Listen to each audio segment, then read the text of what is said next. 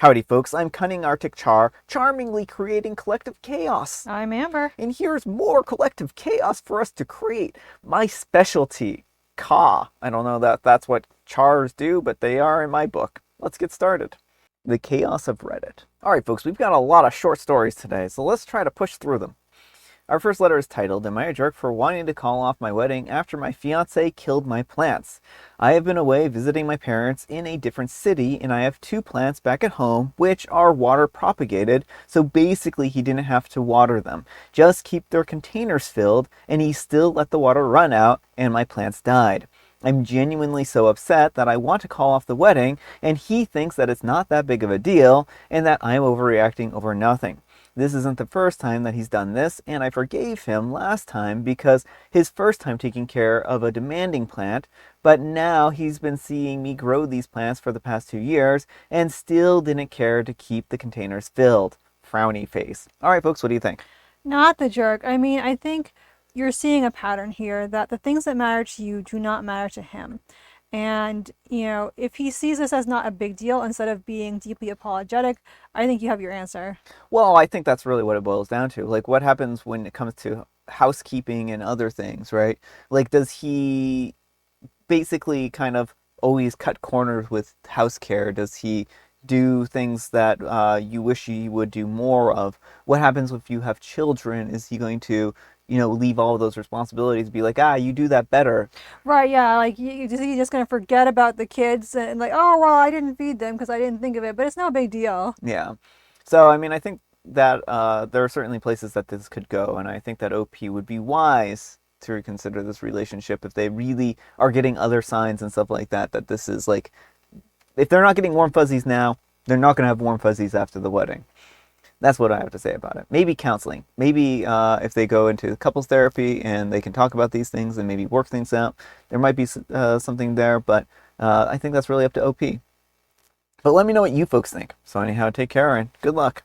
And Looking for Miles says, I mean, if this makes you not want to marry him, then yeah, man, call off the wedding. Nobody should marry someone that they don't want to marry, even if it's for an unusual reason, not the jerk. And C Marble says, info, did you ask him to tend to the plants while you were away?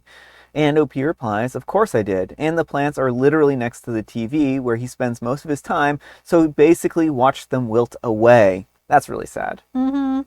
And Scaffnet says, you're silly. Those plants should have been in soil a year or more ago. And OP replies, I don't have soil and I live in an apartment. And Raul P says, not the jerk. You know he did it on purpose, right? And OP replies, it feels like that. And that's why I have a strong urge to call off the wedding.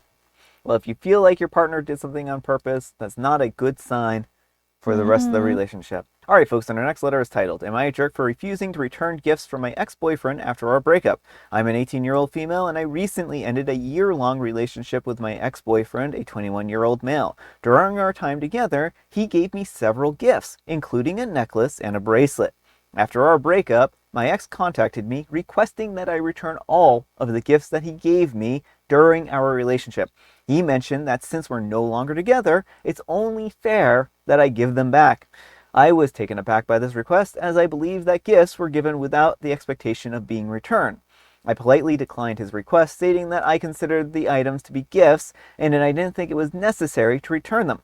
He became upset, accusing me of being selfish and disrespectful. Our mutual friends have weighed in, and they have mixed opinions. Some agree with me, while others believe that I should return the items to avoid further conflict. Am I the jerk for refusing to return my gifts that my ex-boyfriend gave me during our relationship? All right, folks, what do you think? Not the jerk. The point of a gift is it is a gift and there are no intentions of it being returned. Yeah. I mean, it's a little different if there's like family heirlooms involved or something like that, but in the case this is just jewelry he bought, which it sounds like, it's yours. Imagine going around to everyone that you've given gifts to over the years Yeah. and being like, hey, you still using that? By the way, I want it back.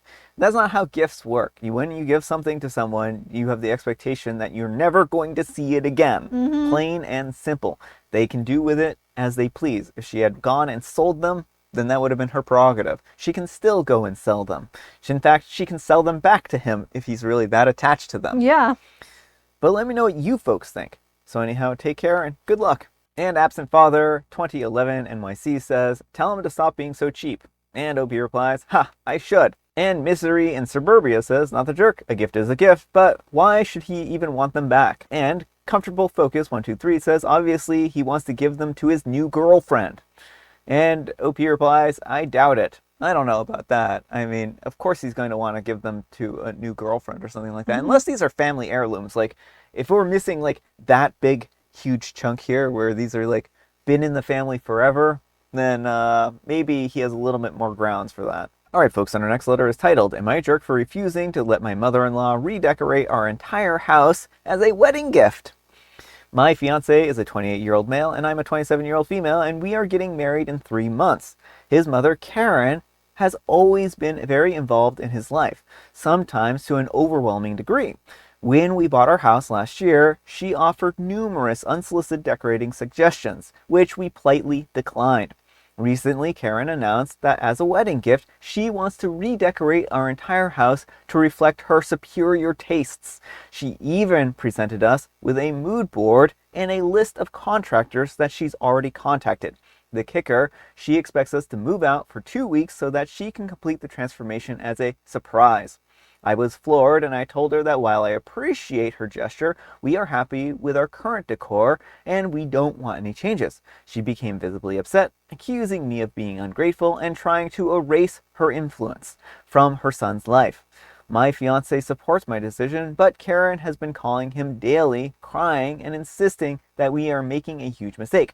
Now, some family members are saying that we should just let her do it to keep the peace, arguing that this is a generous gift and we can always change things back later. But I feel like this is a massive overstep and sets a bad precedent for future boundaries. Am I the jerk for refusing my mother-in-law's quote-unquote gift? All right, folks, what do you think?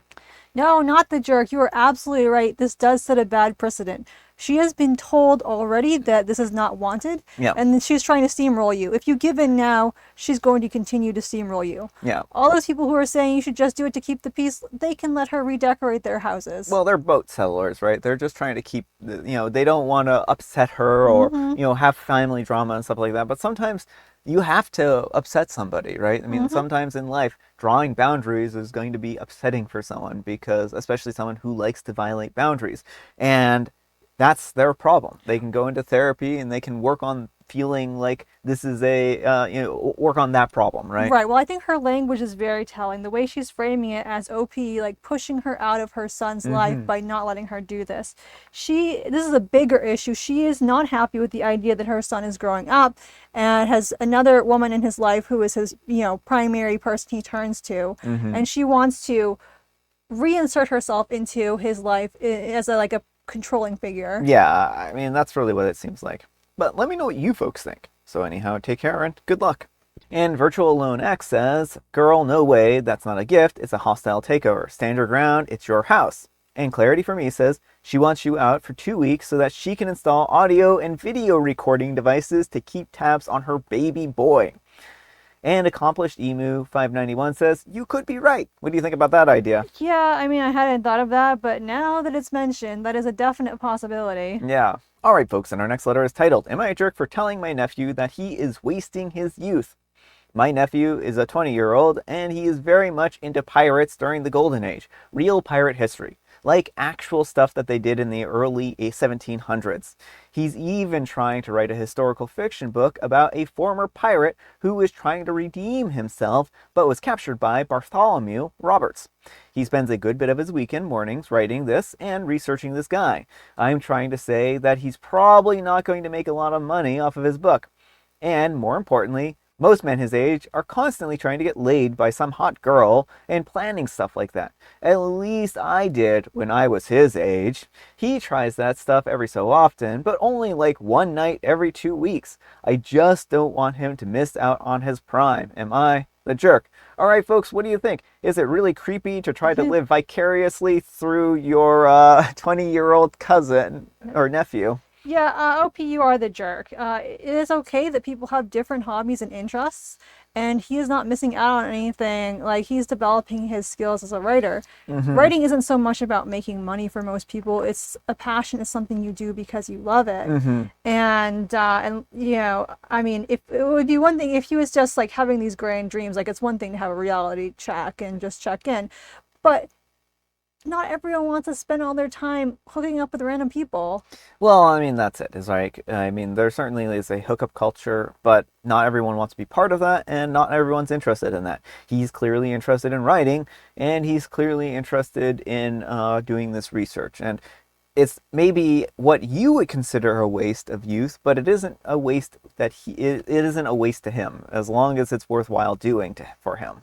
Now, if he was miserable and unhappy about his relationship status, then that would be one thing where maybe he could work on those kind of relationship things more. But from your post, it doesn't sound like he's unhappy at all. Right. I think the important thing to remember is that different people have different values, and just because you don't value something doesn't mean that it's not important or good. Yeah. But let me know what you folks think. So anyhow, take care and good luck. And Crimson Knight 004 says, "You're the jerk. Stop dreaming about getting laid by a hot 20-year-old woman and trying to live vicariously through your nephew.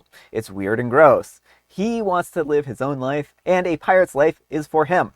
He's being productive and loving what he's doing. That's a life well lived and worth living." I think that person said that well. And Herbert Burnett says, "I had the same reaction as you. Creepy vibes from this guy."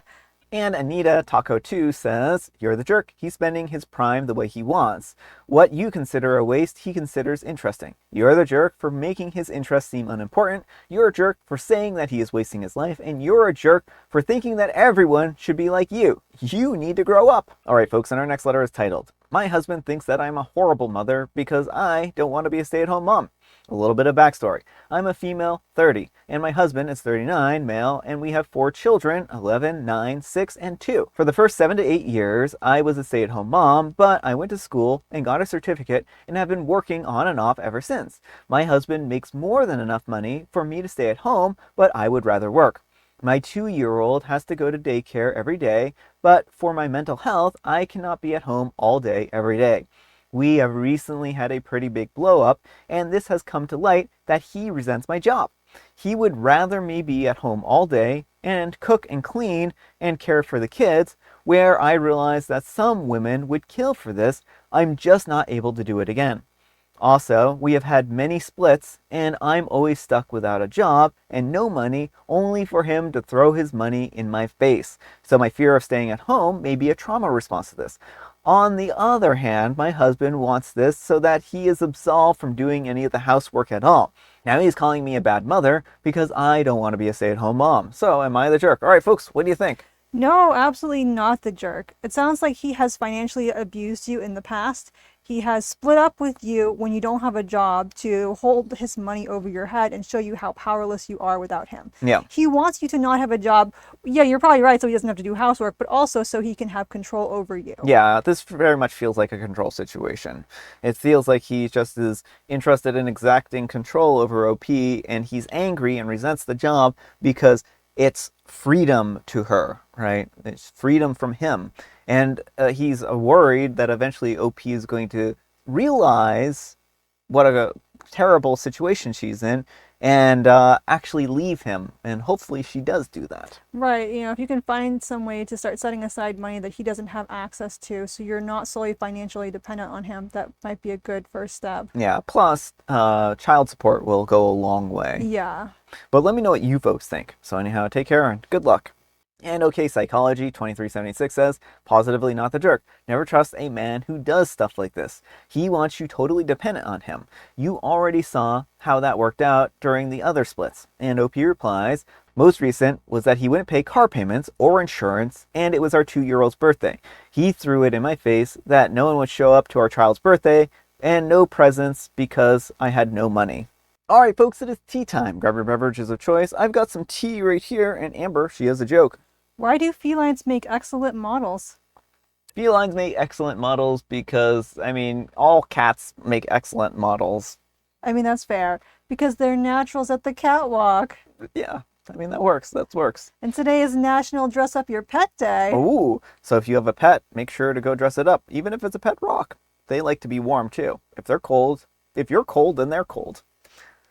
And I have a Earl Grey.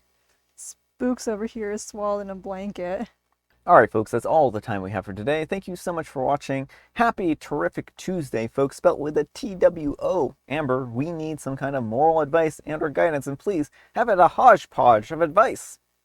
Don't try to forcibly redecorate people's houses. Don't financially abuse people.